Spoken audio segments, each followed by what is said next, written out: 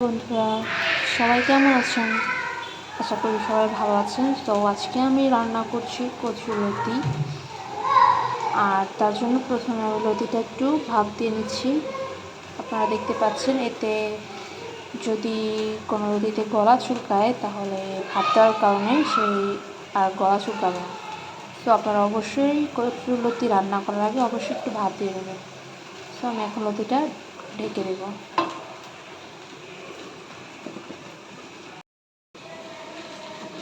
দেখুন, আমাদের লতিটা ভাপ দেওয়া হয়ে গেছে। আমরা পুরো সিদ্ধ করব না, অল্প ভাপ দিয়ে নামিয়ে নেব।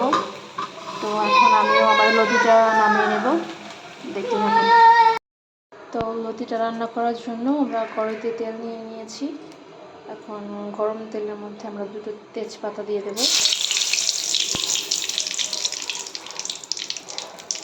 তারপরে দিয়ে দেব পেঁয়াজ।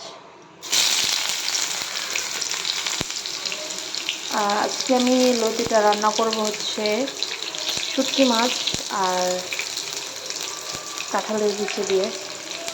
তো আপনারা সাথে থাকুন আর রান্নাটা দেখতে থাকুন। দেখতেই পাচ্ছেন আমাদের পেঁয়াজ কিছুটা সে লাল রং হয়েছে। তো এখন আমরা বাটা মশলা দিয়ে দেব। আর এর মধ্যে আছে রসুন আর সামান্য জিরা।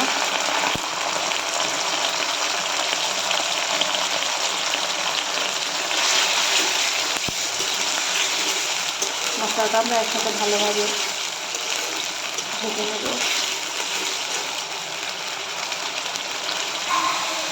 মশলাটা ভাজা হয়ে গেছে। এখন আমরা মধ্যে একে একে দিয়ে দেবো পরিমাণ মতো লবণ,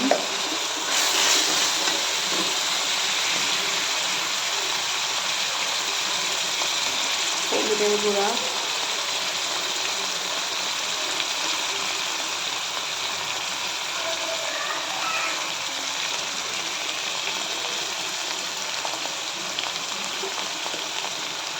এবং মরিচের গুঁড়া।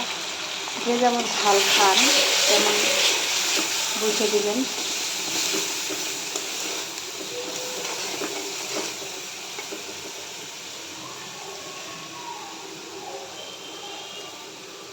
আমরা একটু ঝাল বেশি খাই, তাই একটু ঝাল বেশি দিলাম।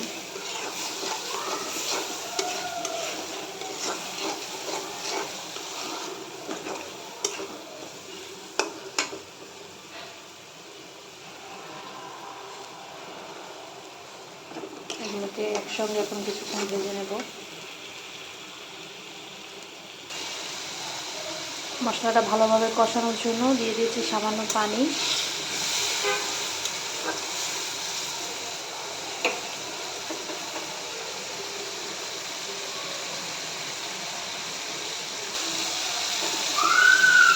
এখন আমরা এর মধ্যে দিয়ে দেবো আমি আগে থেকে একটু শুটকি মাছ বেটে রেখেছিলাম, সেটা দিয়ে দেবো।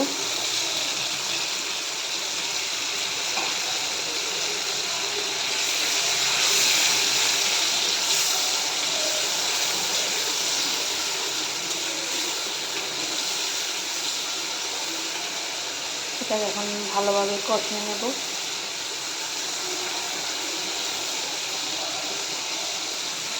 এরপর আমরা এর মধ্যে দিয়ে দেবো কাঁঠালের বীজ, ছোটো ছোটো করে কেটে নিয়েছি, এগুলো দিয়ে দেবো।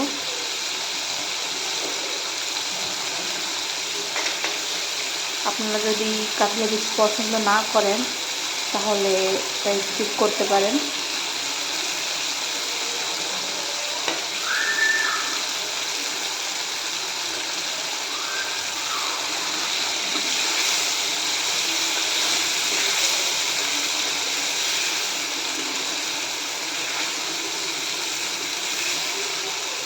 কাঁঠালের বীজ কিছুক্ষণ কষিয়ে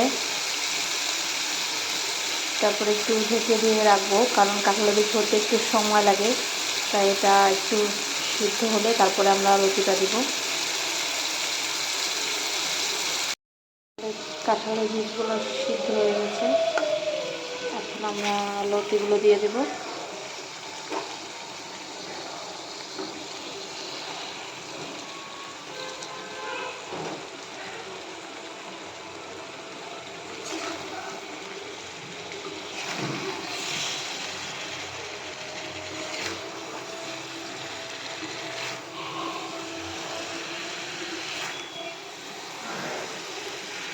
বাসায় এভাবে অবশ্যই রান্না করবেন, এটা খেতে খুবই মজা।